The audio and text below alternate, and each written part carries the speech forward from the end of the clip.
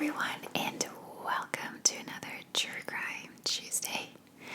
I was actually not planning to have this on Tuesday. I was planning to have this on Sunday, but I wasn't able to record it then. So it very fortunately, accidentally became a Tuesday. I hope the lighting's still okay. It's getting darker out, but it's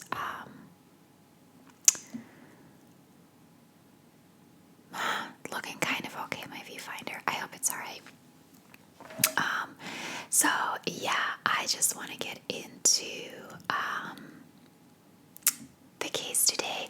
I do want to remind everyone that I do have a Patreon where I offer extra true crime cases every month in case you're interested in that. So let's dive into today's case. Today we're going to be covering the case of Jessica Newman. So Jessica Newman was 24 years old when she disappeared on March 10th of 2015. Jessica was described as the girl next door. She loved baking, gaming, and singing karaoke. She was a very bright-eyed girl, and she really liked being in the center of attention.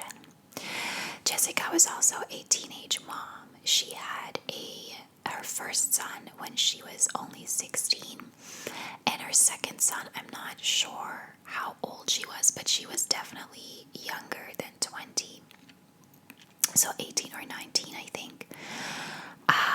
She was originally from British Columbia in Canada, but moved to Calgary when she was 5. Now her family and her together agreed that she just wasn't mature enough to raise children, so her parents helped her raise the children. Now I have to admit I'm a little bit confused on this part because during her disappearance, her mom no longer lived in Calgary. She had moved back to British Columbia with her siblings, with the children. Whether she was married or not, I'm not sure. But regardless, they had all moved back to British Columbia, so her mother was not actively involved in her disappearance case. She was at a distance. So her children at this time were also living in British Columbia. I just don't know when exactly they moved, because she moved to Calgary when she was 5 with her family. The kids were born there, but they were being raised in British Columbia, so I'm assuming that they moved back right before. Now, in her early 20s, she met a man named Kevin Rublitz, and it was very much like a whirlwind romance. At this point, she was older. She really wanted a family, like that sense of a partner and children and just that home feeling. And she was very much in love with Kevin, so they moved in almost immediately. And only a few months into their relationship, Jessica became pregnant, and in August of 2012, her third son was born. Now, Jessica's family was actually really happy for her. They did see that she, had matured. She was in a happy relationship, so they were happy that she finally got this feeling of having a family. But then they also became concerned when they realized that there were some problems in the relationship, and about 2 years after their son was born, they split up. And Kevin got full custody of their son. He made some serious allegations towards Jessica in that she was an alcoholic and that she was drunk 24/7, which was not true. But he just, overall made some allegations that she was a really bad mom. Now, as much as the alcoholism wasn't true, she did need to go to counselors and attend sessions to get a piece of paper to prove that she wasn't an alcoholic, just to get some visitation rights. I honestly do not know the law of this, okay? It is very coincidental to me that someone I know, I wouldn't say she's a friend. I don't really know her in person. I know her online. I know her on Facebook, but she's going through something similar in that she split up from her husband like 4 years ago or something. She had her 2 kids living with her. They never made a formal custody agreement. They never even properly got divorced. But the kids were always living with her. He really didn't see the kids much at this point. And yet, around Christmas, he got them for visitation and refused to bring them back. And now they've been waiting for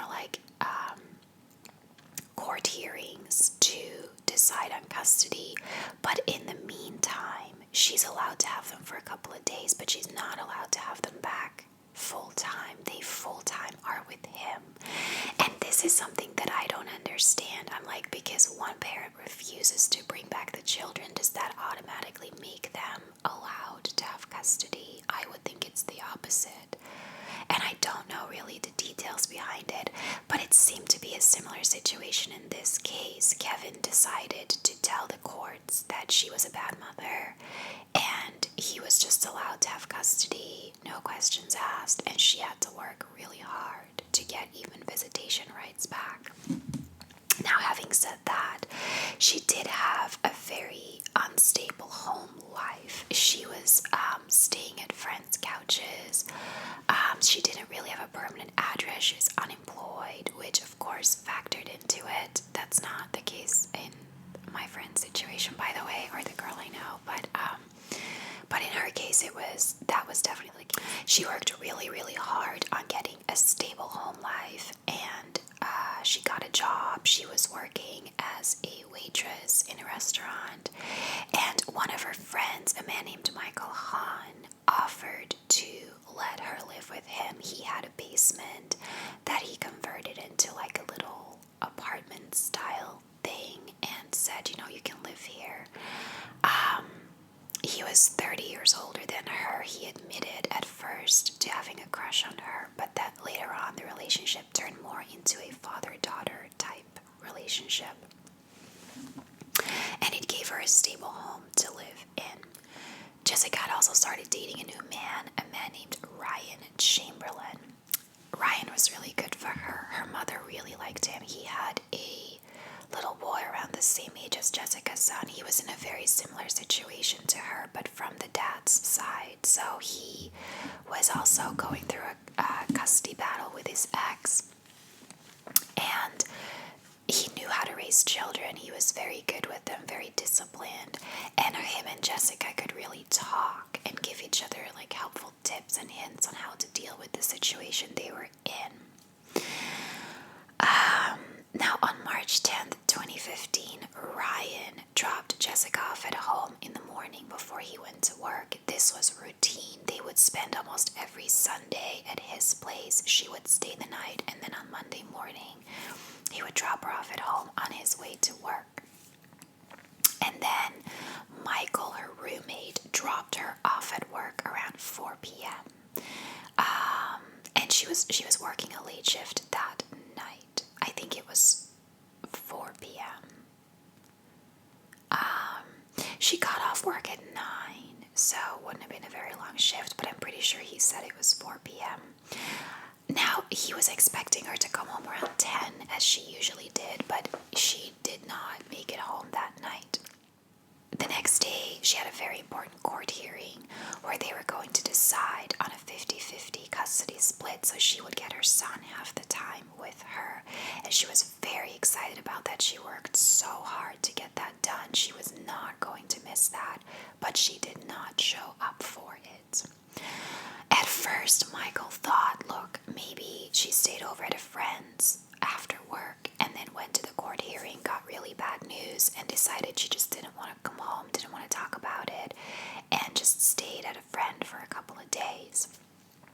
But then 3 days later, 2 days later on March 12th, he went to her employer to see if she was there, and he said she hadn't come in that day or the day before. Michael then headed off to work, but he said while he was gone, Kevin showed up at their apartment. He called Michael and said, I'm here to drop our son off. Where is Jessica?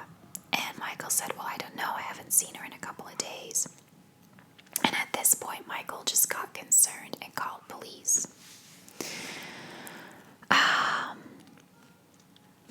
So police went through their house to search Jessica's room. They also did a neighborhood canvass, but didn't come up with anything. The last activity on her bank accounts was between 9 and 10 p.m. on March 10th, which is a very ominous sign that something happened because her accounts had not been used after that. After weeks of not finding any trace of her, they turned her case from a missing persons case into a homicide case. Now, veteran homicide detective Dave Sweet was brought in to lead the team in this investigation, and they discovered that the night she disappeared, she actually met up with someone after work. So around 9 p.m., her employer saw Jessica leave the restaurant and get into a car. Now, the employer described the make and model of the car, and based on that, they discovered that her ex, Kevin Rublitz, owned that type of car. So police questioned Kevin, who admitted that he met Jessica for coffee after work, and that they talked about what they were going to address in the court hearing. Apparently, and according to the people in the coffee shop, the conversation was very friendly, very amicable. According to Kevin, he was fully on board with her having 50% custody. They had talked about it a few times, and they were really just meeting to agree on what they were going to say in the court hearing the next day to ensure that she got that 50% custody back. He said then around 10 p.m. he dropped her off at home, but he didn't see her walk to the door. He just took off. So police then went back to Michael and said, according to him, he dropped her off at home at 10, but Michael insisted that she did not walk through the door, and he had not seen her since he dropped her off at work the day, like in the afternoon. So, according to friends, it was very, very strange for her to disappear. Again, this 50-50 custody thing was so important to her. She was putting so much work into it. She would never miss that court appointment, nor would she just disappear out of her son's life. She was trying desperately to get him back. Then a break in the case came. So just one day before the 8-week anniversary of her disappearance on May 4th, Jessica's body was discovered in a ditch along a road on the outskirts of Calgary, so just outside of the city. It was clear that it was an overkill and that whoever killed her did it in a very emotional rage. Now, when doing their investigation, police came up with a total of 14 suspects. I have no idea who all of them are. I don't know why they were all suspects. But there were 3 main suspects, and that was Kevin Rublitz, her ex, Michael Hahn, her roommate, and Ryan Chamberlain, her current boyfriend. So, Michael, her roommate, was a suspect because he did at one point have a romantic interest in her, which he admitted. Now, he claims that after years, or not even years, after months of living together, it turned into more of a father-daughter relationship. But that doesn't mean that that's true. For all we know, he was in love with her, and he made a move on her, and she rejected him, and he snapped and killed her. However, he was very, very cooperative with police, and he gave them access to his computer, to his house, to everything they needed. Ryan, the current boyfriend, was a suspect because a few days before Jessica's body was found, police received a handwritten letter supposedly coming from Ryan admitting that he killed her. Now, this letter was not written by Ryan. They discovered that. And again, Ryan was also very cooperative with the investigation. He again gave them access to his computer, to anything they needed. Michael's computer was specifically used to check his alibi because they could see that he was logged in online and doing things online at the time that that she disappeared. And eventually, both Michael and Ryan were cleared as suspects. So this left Kevin, her ex, as the main suspect. He was the last person to see her alive, and they were embroiled in a custody battle. As amicable as he claims it is, I'm not saying it wasn't amicable, but a fight for custody is a fight for custody, however you turn it. Now, he was also very cooperative. He freely offered up his cell phone so police could track his whereabouts or any messages that he had sent. But he said it was a work phone, and he asked them if he could keep it for a few more days because he needed it for work, and he would bring it into the office on Sunday. And then he called them on Sunday morning to say that he lost it at a party on Saturday night, which is super sketchy. He also consented to them investigating his van. Now, they did an initial kind of cursory search of the van before Jessica's body was found, and they couldn't immediately see anything to indicate that it was involved in a crime. But then after Jessica's body was found, they needed to do a more thorough investigation of the van and really test it for like DNA traces and stuff like that. However, her body was found on May 4th, and on May 5th, the van was sold. Now, it was sold to a wrecking yard. Not sure. I didn't even know that was a thing. I thought you just brought it into a wrecking yard to get it destroyed. I'm guessing you can sell it so that the wrecking yard can still take parts out and sell it on their own and then just destroy the rest of the car. I don't know. But it was sold to a wrecking yard.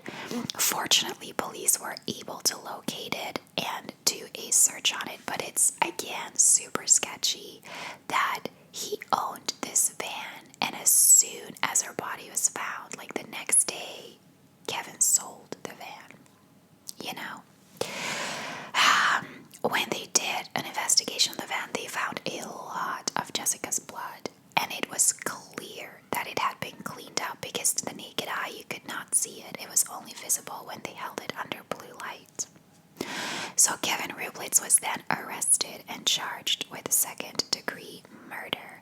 Police think that he meant to kill Jessica, but it wasn't planned. So I'm guessing that means that they assume that when he met her for coffee that night, he was not planning on killing her, but that they might have gotten into an argument later, at which point he wanted to kill her, like that it wasn't an accident gone wrong, that he had every intention of making sure she was dead, but that it wasn't premeditated beforehand.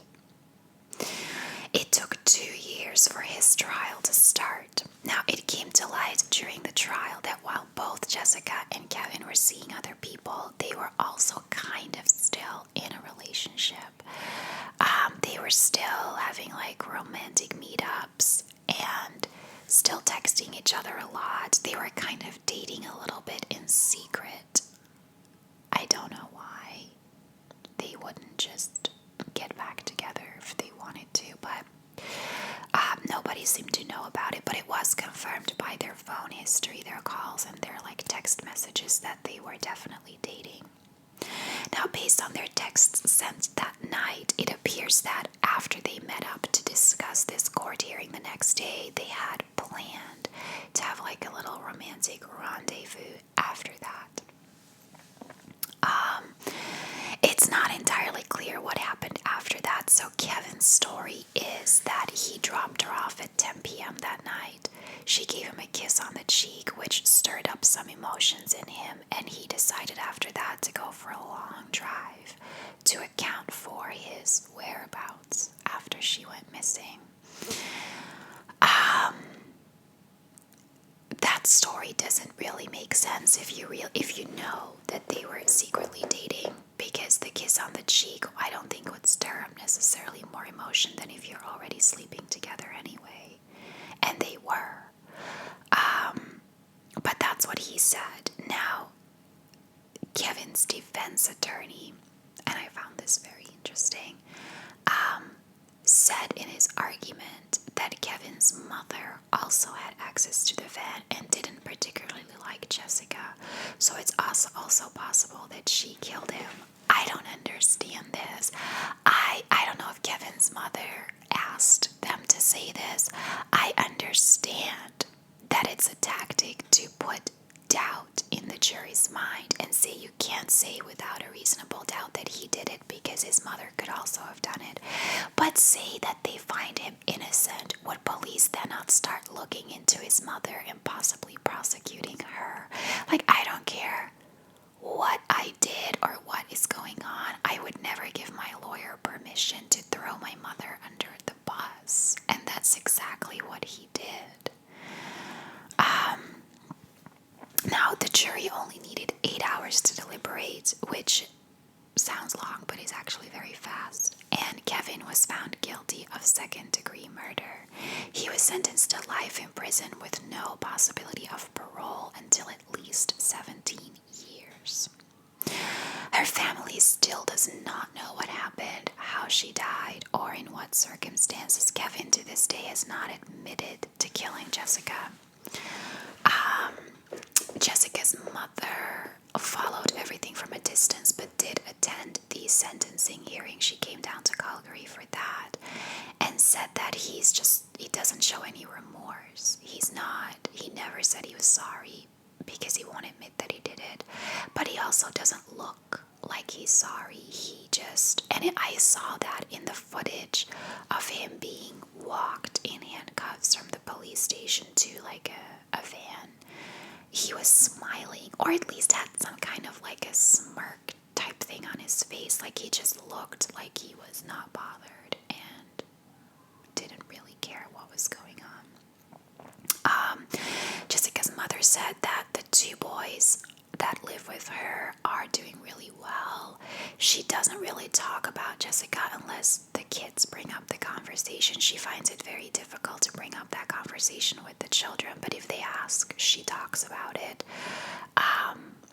She said that the youngest found a great living situation and is now in elementary school. I don't really know what that means. I tried hard to find anything about him, but rightfully so, her children are not mentioned in any of the articles. Her youngest son is mentioned not by name. None of her children are, as like the son they were having a custody battle about and stuff, but there's nothing mentioned about his future. And I'm happy about that. Like, I think it's great that they left the children out of it, but I don't really know what she means by that because obviously he's not living with her. I also think it means he's not living with any of Jessica's family. I mean, she moved to Calgary when she was 5. She had family living there. Her aunts and cousins were there. A great living situation indicates to me that he's living with someone that she doesn't know. So I'm guessing that he either lives with Kevin's family, because despite what he did, they're not responsible for his actions, and he did have custody of him before. Maybe Kevin's parents are raising him. I thought for a second maybe Ryan was raising him because he was her boyfriend at the time, but I doubt that.